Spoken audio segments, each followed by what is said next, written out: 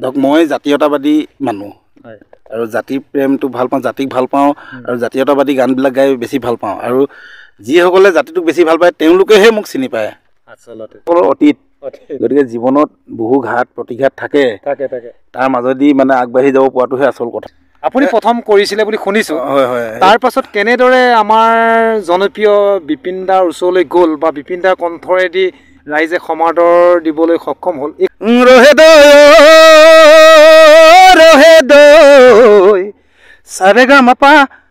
নীলাকাশক এই মুহূৰ্তত মই ধন্যবাদ জনাইছোঁ। মৰিগাঁৱৰ পৰা আহিছে মোৰ বিষয়ে জানিবলৈ, গতিকে সেই জানিবৰ মন যায়, ইউটিউব চেনেলটোৰ নামে জানিব মন যায়। গতিকে আপোনালোকক মই কৰজোৰে প্ৰাৰ্থনাহে জনাইছোঁ। আৰু আচলতে বহুতে মোক প্ৰশ্ন কৰে, বহুতে সোধে যে জাতি মাতিক গান যে তুমি গোৱা আচলতে কি কাৰণে গোৱা? তোমাৰ লগত তেনেকুৱা কিবা ঘটনা ঘটিছিল নেকি যাৰ কাৰণে যে তুমি এইবিলাক গান ইমান মানে বেছি গোৱা? এই মুহূৰ্তত আপোনালোকৰ মাজলৈ লৈ আহিছোঁ আজিৰ পৰা 2 বছৰ আগতে জানিবৰ মন যায় নামৰ চেনেলটোৱে আপোনালোকৰ মাজলৈ ৰাজীৱ শদিয়া ডাঙৰীয়াৰ বিষয়ে বহুতো নজনা কথা আগবঢ়াইছিল এই সাক্ষাৎকাৰ অনুষ্ঠানটোৰ যোগেদি। হয়, আপোনালোকে ঠিকেই শুনিছে, আজিৰ পৰা 2 বছৰ আগৰ হয় এই ভিডিঅ'টো। আৰু এই অনুষ্ঠানটোত আপোনালোকে ৰাজীৱ শদিয়া ডাঙৰীয়াৰ বিষয়ে বহুতো নজনা কথা জানিব পাৰিব। বাৰে বাৰে এজন মৃত্যু হোৱা মানুহৰ ভিডিঅ' দি থাকিবলৈ মন নাযায়, কিন্তু আপোনালোকে শুনিলে আচৰিত হ'ব যে তেওঁক কিয় ৰাতি ৰাতি আৰ্মিয়ে কিয় ইমানকৈ মাৰিছিল সেইটো কথা এইটো অনুষ্ঠানৰ মাধ্যমেৰে তেওঁ কৈ গৈছে। তেওঁ কিয় জাতি মাটিৰ গান গাবলৈ ইমান পগলা হৈ থাকে, কিয় তেওঁ জাতি মাটি গানৰ বাহিৰে বেলেগ কিয় গান নাগায়, কিয় ইমান ভাল পায় জাতি মাটি গান গায়, সেইটো বিষয়ে জানিব পাৰিব। আৰু লগতে ৰহদৈ গানটো তেওঁ গোৱা গানটো কেনেকৈ বিপিন চাওডাং ডাঙৰীয়াই গাবলৈ পালে, তেওঁ কেনেকৈ গাবলৈ পায়, কেনেকৈ ভাইৰেল হ'ল সেইটো কথাও জানিব। অনুষ্ঠানটো শেষলৈকে চাই যাব। এই সাক্ষাৎকাৰ অনুষ্ঠানটোৰ যোগেদি আপোনালোকে বহুতো নজনা কথা জানিব পাৰিব। আৰু মোৰ ফালৰ পৰা জানিব মন যায় নামৰ চেনেলটোলৈ বহুত বহুত ধন্যবাদ থাকিল, যিটো চেনেলৰ যোগেদি ৰাজীৱ শদিয়া ডাঙৰীয়াই আজিৰ পৰা 2 বছৰ আগতে এই চেনেলটোৱে তেওঁক আগবাঢ়ি যোৱাত সহায় কৰিছিল। মৃত্যুৰ পাছত এতিয়া বহুত ভিডিঅ' বনাই আছে তেওঁক লৈ পিনি। আৰম্ভণি বুলি ক'লে আপুনি কেতিয়াৰ পৰা আৰম্ভ কৰা বুলি ক'ব? সংগীতৰ যাত্ৰা আৰম্ভ মোৰ 2001 চনত। 2001 আচলতে মই তেতিয়া গান গোৱা নাছিলোঁ, এনেই আৰু বিহু চিহুত গাওঁ। মানে সি কিবা কাঞ্চনজংঘা বুলি এখন থিয়েটাৰ তেতিয়া নতুনকৈ ওলাইছিলে মৰাণত। তেওঁ মালিক, সেই থিয়েটাৰখনৰ মালিকক মানে শদিয়াতে হঠাৎ লগ পালোঁ এদিন। মোক এই গণেশ কলিতা বুলি মোতকৈ সৰু ল'ৰা, তেওঁ মোক লগাই দিলে যে তই থিয়েটাৰত যাবি নেকি? মই বোলো যাম। তাৰমানে অকণমান এক্টিঙো কৰিছিলোঁ, মানে অভিনয় কৰিছিলোঁ স্কুলত তেতিয়া, শিকাইছিলোঁ কলেজবিলাকত মই গৈ শিকাইছিলোঁ। গতিকে সি ভাবিলে কিজানি ইটো এক্টিং কৰি থকা মানুহ যাব চাগে। তাৰপিছত মই বোলো ঠিক আছে যাম, মোৰ মানে অভিনয়ৰ প্ৰতি এটা বেলেগ এটা মানে তেতিয়া হেৰি আছিলে। আৰু সি তেনেকৈ লগাই দিলে মোক। তাৰপিছত মালিকে মোক ক'লে তুমি যাবা? মই যাম। এইটো বোলে দৰমহা কিমান লাগিব? দৰমহা আপুনিহে জানে কিমান দিয়ে। হয়। সি বোলে মানে 500 টকা দিম মাহে, হ'ব নাই? মই বোলো হ'ব, মই শিকিবহে লাগে, হ'ব। তেনেকৈ মানে থিয়েটাৰলৈ গুচি গ'লোঁ। গুচি গৈ গীত কেতিয়াৰ পৰা আৰম্ভ কৰিছে? সেইটোৱে কথাটো কৈ আছোঁ। মই যেতিয়া থিয়েটাৰ পালোঁগৈ, তাত মানে যিদিনাখন প্ৰথম মানে আৰম্ভ হৈছে থিয়েটাৰখনৰ মানে শুভাৰম্ভ হৈছে, তাৰ যিজন গায়ক নলবাৰীৰ ফালৰ আছিলে, তেওঁ কিবা কাৰণত মানে সেইদিনাখন নাপালেহি, এবচেণ্ট হ'ল। সেইদিনাখন আকৌ মানে তেওঁ তাত মানে ধুনীয়াকৈ ৰাতি সাংস্কৃতিক সন্ধিয়া আছে, তাৰ গায়কজন নাই। তেতিয়া মানে কি হ'ল, ৰাতি গান গাব লাগে, এতিয়া কোনে গাব গান? আমাৰ শদিয়াৰ পৰা অন্য এজন মানে মানুহ এজন গৈছিলে যুধিষ্ঠিৰ গগৈ বুলি, তেওঁ এতিয়া মানে বিজেপি শদিয়াৰ সভাপতি হৈ আছে নেকি।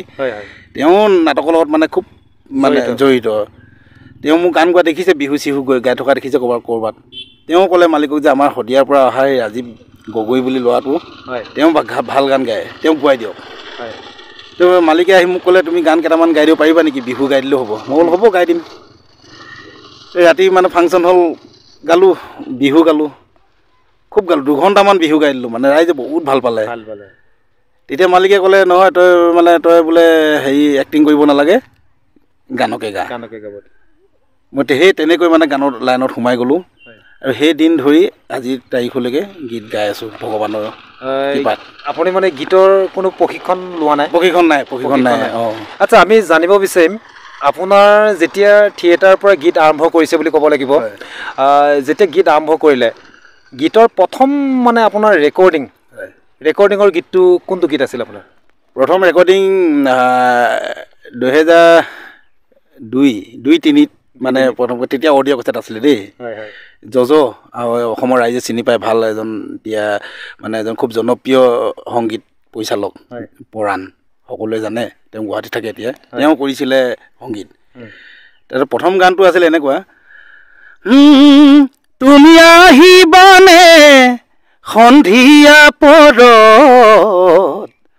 তুমি কবানে নদীৰে পাৰত মনৰ কথা বহুত আছে সঁচাই জানা বহু বেথা তুমি হবানে মৰম দিবানে আহি কাষলে এনেকুৱা মই পাহৰিছো বহুত বছৰ হৈ গ'লতো খুব সুন্দৰ সুন্দৰ সেইটো প্ৰথম ৰেকৰ্ডিং ঠিক নহয় এইটো মোৰ প্ৰথম এলবাম সেইটো প্ৰথম ৰেকৰ্ডিং মই যোৰহাট অডিঅ' ৱৰ্ল্ডত কৰিছিলোঁ 2001 চনৰ এতিয়া বুবু দা মানকজ্যোতি বৰা সকলোৱে চিনি পায় ভাল এজন সংগীত পৰিচালক তেওঁৰ ষ্টুডিঅ'ত অডিঅ' ৱৰ্ল্ড তাত মই প্ৰথম কৰিছিলোঁ তাত সেইটো আছিলে এই দিহা নামৰ কেছেট সেইটো কৰিছিলে যোৰহাটৰ কেইজনমান খুব মানে এতিয়া ঢুকালে বদন মলীয়া তেওঁৰ নাম ল'ব লাগিব তেওঁলোকে কৰিছিলে আৰু মোক গাবলৈ মানে দুটা দিহা নাম গাবলৈ মোক সুবিধা দিছিলে প্ৰথম ৰেকৰ্ডিং কিন্তু তাত কিন্তু নিজা এলবাম মোৰ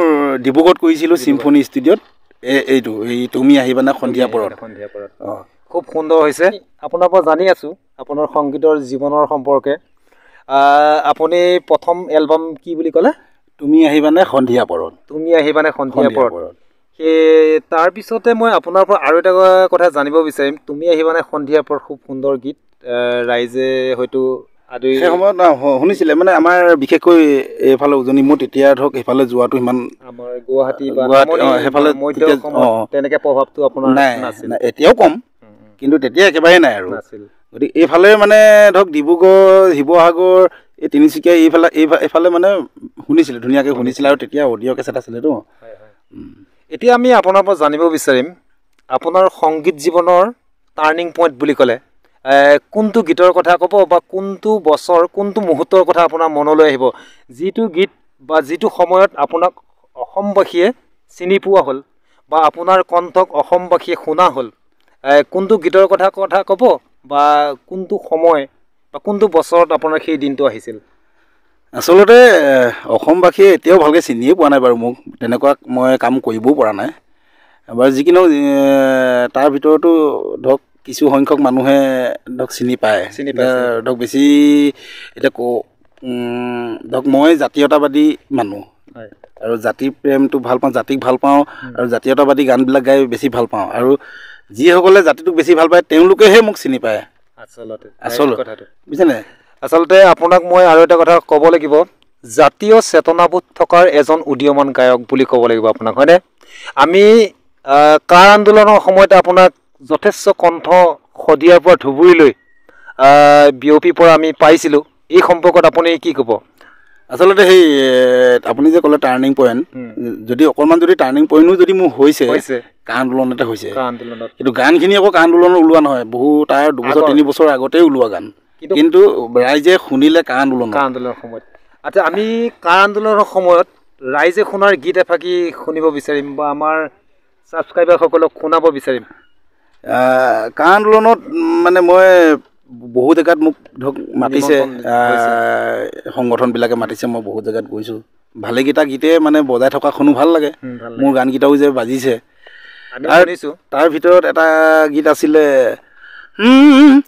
বৰ ঘৰত সোমালে বিদেশী বঙালী ৰজা বহতীয়া হ'ল অধিকাৰ স্বাভিমান ভাষা মোৰ অভিমান বনিয়াৰ হাতলৈ গ'ল জাতি এলেহুৱা ৰজা মোৰ বহুৱা নেতা মোৰ আবেগৰ দালাল আইক বেছি খালে বহু কথা গালে বিপদৰ সময়ত সকলো পলাল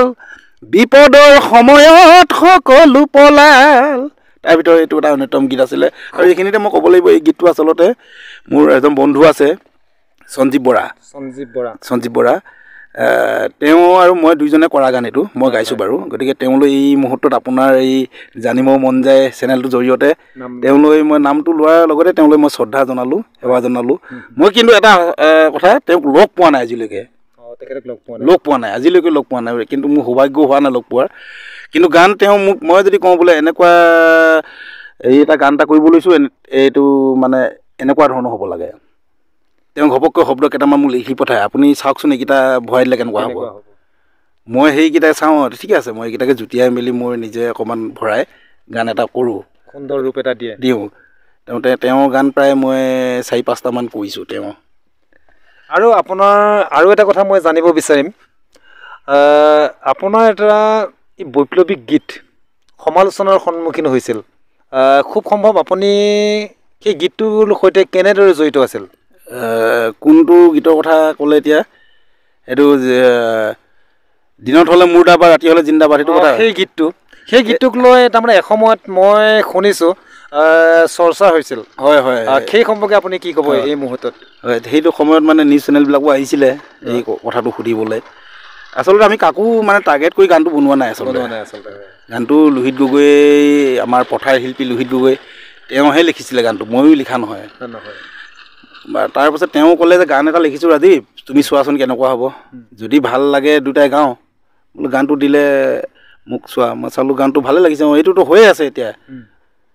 সেই গীতটো অলপ দিনত হ'লে মুৰ্দাবাদ, ৰাতি হ'লে জিন্দাবাদ, দিনত হ'লে মুৰ্দাবাদ, ৰাতি হ'লে জিন্দাবাদ, এয়া জাতীয়তাবাদ নে সুবিধাবাদ, আভুৱা ভাৰী সোণালী নোকাক, প্ৰকৃত স্বৰূপ এয়াই নে তোৰ, প্ৰকৃত স্বৰূপ এয়াই নে তোৰ, দেখি হলো হতবাক, জাতীয়তাবাদ নে সুবিধাবাদ। খুব সুন্দৰকৈ গাই আমি ইতিমধ্যে 2023ৰ এটা বিহু যথেষ্ট জনপ্ৰিয়তা অৰ্জন কৰিবলৈ সক্ষম হৈছে।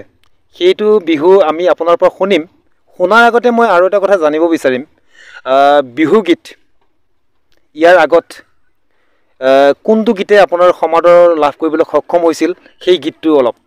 আচলতে মই আচলতে বিহু গোৱা মানুহে আছিলোঁ, কিন্তু সময়ৰ মানে গতিত অকণমান হেৰিটো বেলেগ হৈ গ'ল। কিন্তু এতিয়াও মই বিহু গাই ভাল পাওঁ আৰু তেজত আছে বিহু। গতিকে মই বহু পুৰণি বিহু, মই কৃষ্ণমণি চুতীয়াদেৱেও গাইছে মোৰ বিহু, জুবিন গাৰ্গ ডাঙৰীয়াও গাইছে মোৰ বিহু। সেইটো কথাটো ক'ম বাৰু, মোৰ গানক লৈ বিতৰ্কও বহুত হৈছে, কিন্তু মই মূল মানুহটো মইহে নোলাওঁ, কিন্তু বিতৰ্ক হৈছে, মই সেই বিষয়ে আপোনাক মই জনাম। এতিয়া বিহু বুলি ক'লে মোৰ এটা ৰাইজে আঁকোৱালি লোৱা, বিশেষকৈ আমাৰ উজনিৰ ফালে এটা বিহু আছিলে এনেকুৱা, নৈয়ে সলালে উসুতি, সাগৰলে বব, মোক এৰিলেও তুমি স্মৃতি থাকি যাব,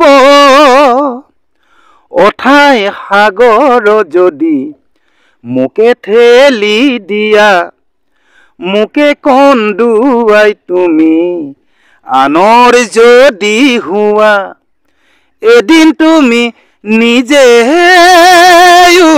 কান্দিবা। তেজেদি আৰু তেজেদিৰ বিহু। এইখিনিতে মোৰ এটা কথা মনলৈ আহিল, আপোনাৰ পৰা জানিব চেষ্টা কৰিম। বিহুগীত বুলি ক'লে প্ৰেমৰ এটা তাৰমানে প্ৰভাৱ পৰে, প্ৰেমৰ সুবাস নিগৰি আহে মানে বিহুগীতত। আৰু আপোনাৰ গীতটোতো এটা তেজেদি বিহুৰ, তেজেদি এটা মনৰ প্ৰকাশ পাইছে। এটা প্ৰেম বুলি ক'লে আপোনাৰ এই ডেকা বয়সত কেনেকুৱা, আপোনাৰ জীৱনলৈ প্ৰেমৰ কেনেকুৱা ধৰণৰ আগমন হৈছিল? প্ৰেম মানে সকলোৱে থাকে, মোৰো আছিলে বাৰু। সেইটো প্ৰেম নহ'লে এনেকুৱা গানটো সৃষ্টি নহয়, সেইটো মানে মিছা কথা কৈ লাভ নাই। গতিকে সেইবিলাক অলপ অতীত। গতিকে জীৱনত বহু ঘাত প্ৰতিঘাত থাকে, তাৰ মাজেদি মানে আগবাঢ়ি যাব পৰাটোহে আচল কথা। গতিকে প্ৰেম আছিলে, প্ৰেমটো আছিলে বাৰু। তাৰপাছত এতিয়াতো সংসাৰ কৰিলোঁ, মোৰ ল'ৰা এটা আছে, তাই 5 বছৰ 4-6 মাহ হ'ল। আচ্ছা মাজতে সুধি দিওঁ আপোনাৰ পৰিয়াল মোৰ মা দেউতা আছে আৰু মোৰ ককাই ভাই আমি 3জন মই মাজু আমি 3জনো বিয়া পাতিলোঁ ভণ্টি এজনী বিয়া হ'ল আৰু মোৰ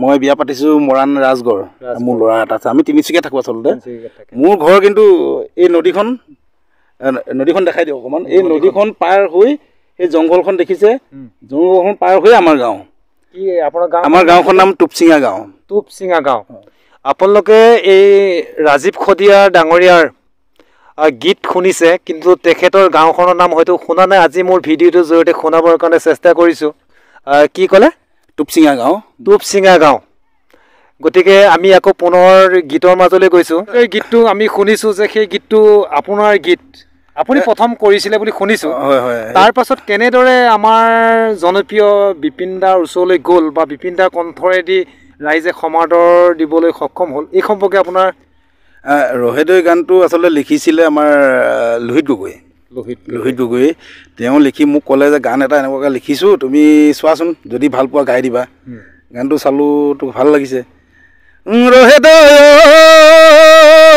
ৰহেদৈ চাৰে গা মা পা শিকিছোঁ ভালে কৈ এইবাৰ মই গায়ক হ'ম এই গানটো তেওঁ মোক দিলে গানটো ভাল লাগিলে এইটো ভাল লাগিছে দেখোন মই তেতিয়া মানে মৰাণত গৈ গানটো মানে উজ্জ্বল আৰঙক মিউজিক কৰিব দিলোঁ আৰু গাইডটো আমাৰ নীল আকাশে দি দিছিলে তেতিয়া নীল আকাশক এই মুহূৰ্তত মই ধন্যবাদ জনাইছোঁ মোৰ বন্ধু তেওঁ এই গাইডটো দি দিছিলে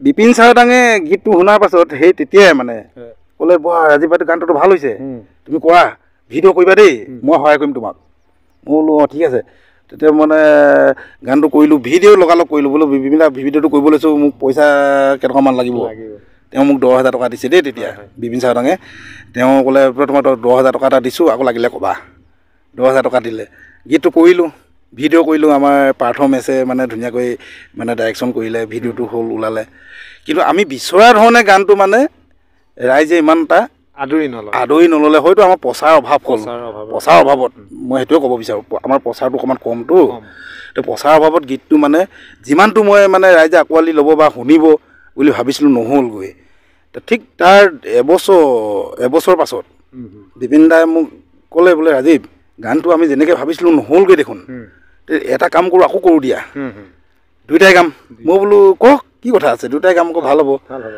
তাৰপিছত সেই তেওঁ তেনেকৈ কৰিলে গানটো কৰাৰ পাছত মোক মাতিলে গুৱাহাটীত গাবলৈ বোলে ৰাজীৱ আহা আজি গানটো গাওঁ মই আছোঁ এই মানে গাঁৱত মোৰ গাঁও এইখন ইয়াত আছোঁহি তেওঁ মানে ওলালেই গুৱাহাটী যাবলৈ মই বোলো কয় মই আজিতো নোৱাৰিম এটা কাম কৰোঁ আপুনি অকলে গাই দিয়ক ভাল লাগিব তেওঁ অকলে গালে গানটো খুব জনপ্ৰিয় হ'ল এইটো মানে বিতৰ্কৰ একো নাই কিন্তু গানটো মই গাইছিলোঁ বাৰু আগতে সেইটো প্ৰথম গাইছিলে হয় আপোনাৰ মুখত এটা শব্দ শুনাৰ লগে লগে মোৰ আন এটা কথা মনলৈ আহিল আপুনি ককাই শব্দটো কোৱাৰ লগে লগে আমাৰ মহেন্দ্ৰ দালৈ মোৰ মনত পৰিল আপুনি মহেন্দ্ৰ দাৰ গীত যথেষ্টকেইটা গাইছে মই শুনিছোঁ এই সম্পৰ্কে আপুনি কি ক'ব আৰু মহেন্দ্ৰ দাৰ যিসমূহ গীত কালজয়ী গীত এই গীতসমূহ আপুনি সুন্দৰকৈ গাইছে তাৰে এফাকি যদি আমাক শুনায় কেনেকুৱা হয় বা কেনেদৰে আপুনি মহেন্দ্ৰ দাৰ লগত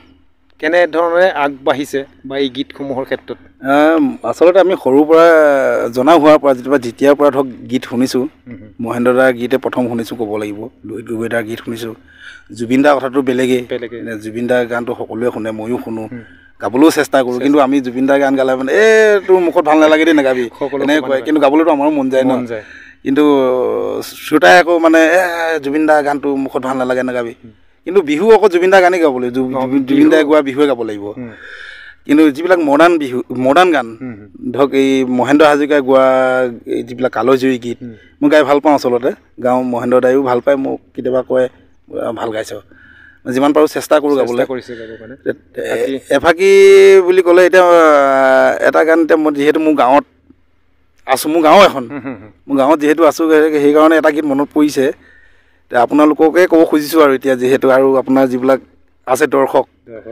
তেওঁলোকক ক'ব খোজোঁ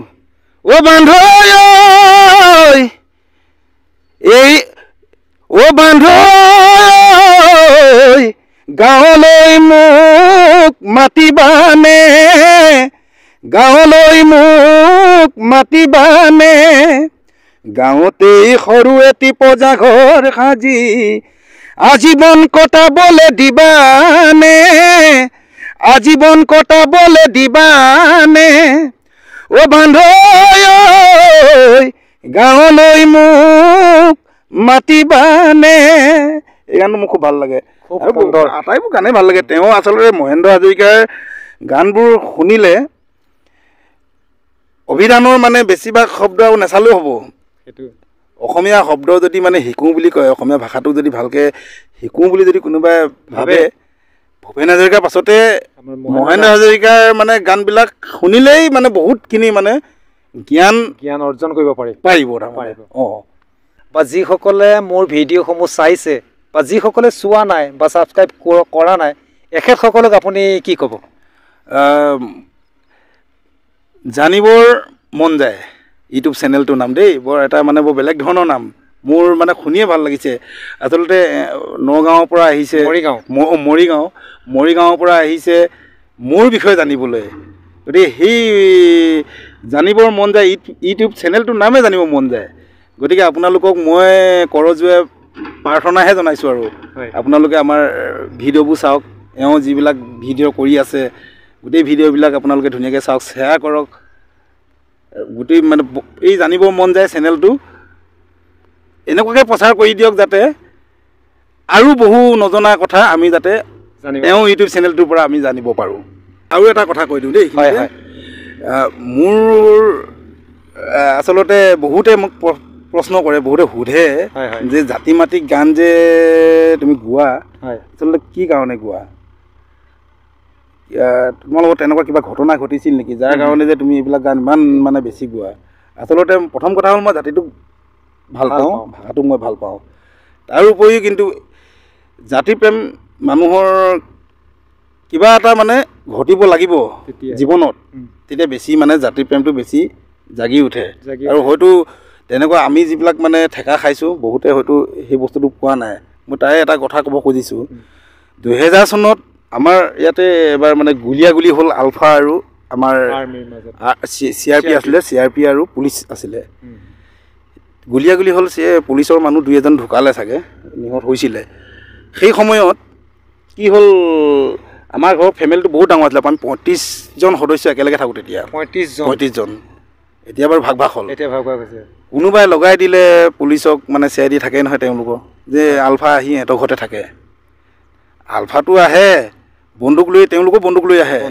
মোৰ ঘৰলৈ আহিলে মই খেদিব পাৰিম নেকি তেওঁক নোৱাৰোঁ নহয় কোনে খেদিব আহিলে বহিলে নিজৰ মতে আহিলে খালে বলে গ'ল মইতো খেদিব নোৱাৰোঁ বন্দুক আপোনালোকে এতিয়া আৰ্মি আহিলে মোৰ ঘৰতে মই খেদিম নেকি মোৰ ঘৰলৈ নাহিবি পাৰিম নেকি বন্দুক লৈ আহিব তেনেকৈ কোনোবাই লগাই দিলে যে আলফা ইহঁতৰ ঘৰলৈ আহিছিলে আহি গোটেই নিশা আহি আৰ্মি আহি 55টা আৰ্মি আহি এনেকুৱাকৈ মাৰিলে আমাক গোটেই পৰিয়ালটোক ৰাতি 2টা বজাৰ পৰা মাৰিছে 2টা বজাৰ পৰা ৰাতিপুৱা 4:30 বাজিছে মুঠতে এটাক ধৰি আনে আৰু মানে কোনোবা ঘৰ পিয়ালিলে নি কোবাই তাক আমনি লাগিলে আৰু বেলেগ এটাক মুঠতে আমাৰ দৌতি আছিলে তেতিয়া প্ৰায় 80-90 বছৰীয়া তেওঁকো এৰি দিয়া নাই সেয়া আৰম্ভণি আমি মাৰ খালোঁ প্ৰথম 94 মানৰ কথা নহয় 2000 চনত এইটো 2000 চনৰ কথা তেতিয়াতো হৈছিলেই এই 2000 চনতো হৈছিল 2000টো হৈছে তেতিয়া তাৰ ঠিক এসপ্তাহমান পাছত মই মাটিমাহ বিক্ৰী কৰিবলৈ আহিছোঁ চাইকেলত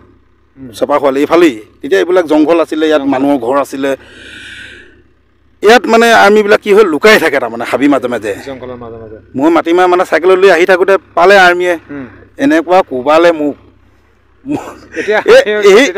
দুখৰ কথা আচলতে সেইবিলাক মানে আৰ্মি মাৰ খাই আচলতে বেছিকৈ মানে এটা মানে চেতনাবোধটো মানে বেছি জাগি উঠিল অঁ এনে মানে জাতীয় চেতনাবোধটো যদি সুপ্ত হৈ আছিল সেই আৰ্মি জগাই দিলে বেছি মানে জগাই দিলে এইটো মানে এই কথাকেইটা মই তাৰমানে মোক বহুতজনে প্ৰশ্ন কৰে সেইকাৰণে আপোনাৰ চেনেলৰ জৰিয়তে মই মোৰ মনোভাৱটো মানে প্ৰকাশ কৰি দিলে মই গম পাব আৰু কথাটো